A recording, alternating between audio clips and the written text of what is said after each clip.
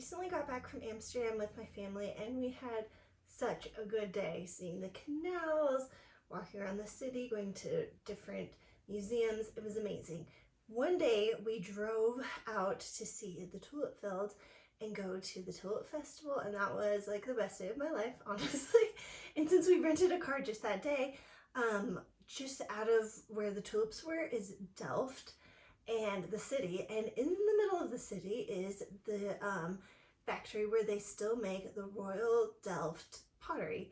So we went on a tour there, and anybody can do this. Like we paid the normal price, everybody does. But I really wanted to see it because as a lover, like they've been making this since the 1654. It's such a long time ago. It kind of blows my mind. And so because I love old things and because I love things that are made in a quality way, I thought it'd be fun to see, and it really was. I really recommend going. It's really cool.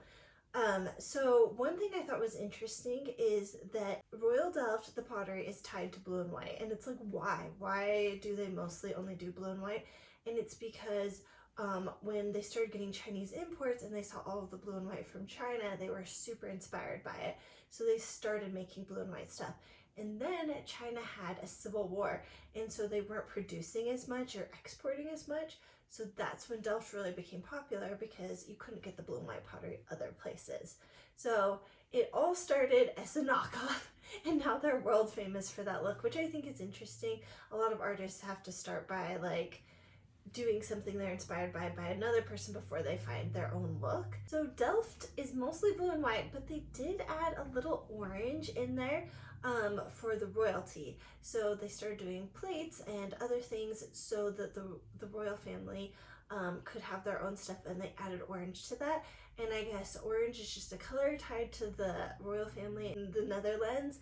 And I looked it up and it was a little confusing to me. It was like there was the King of Orange and it was from a line like through France. I don't understand it all, but it's just tied together. So they added orange to the plates, and I think they look really cool.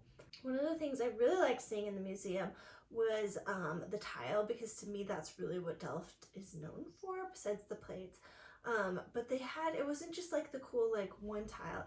They also had huge tile murals. So the overall picture was made with lots of little tiles, and I thought it was so cool to see.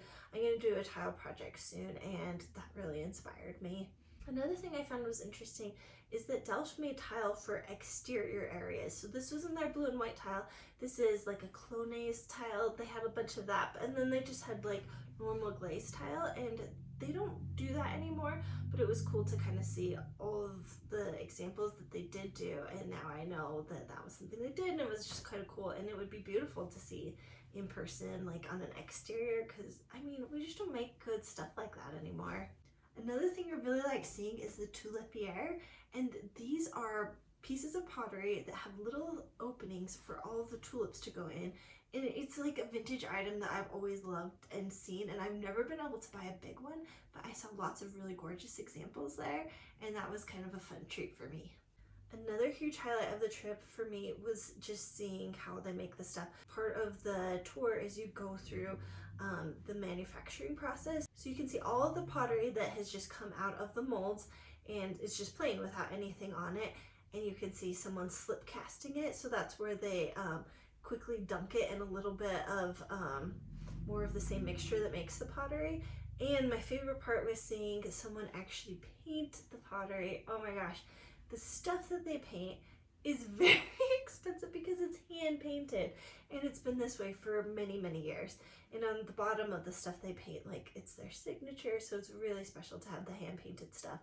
And in other parts of the tour, you could also see like, here's the plane, here's the molds, here it is out of the molds, and sometimes they do transfers, and that's much cheaper to buy a transfer item because, you know, it's less labor intensive. So they put the transfer on, they slip cast it, they fire it, and they have this beautiful piece. So you kind of can see all of it in one little thing, and I thought that was really cool to see. So after we were done with the tour, we got to go to the gift shop, and I really wanted something.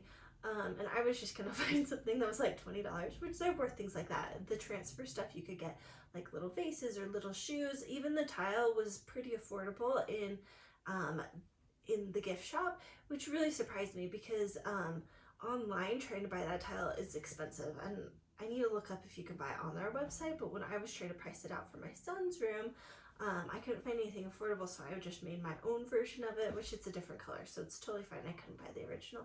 But my husband was like, we should get something hand painted, because he really liked that, you know, they handmade stuff, which it is the best stuff. So we found the smallest thing you can find that was hand painted.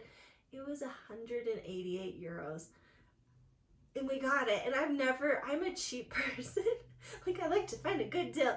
This was not a good deal, but it was really special, and we'll have it forever, and it's like a really important thing for us.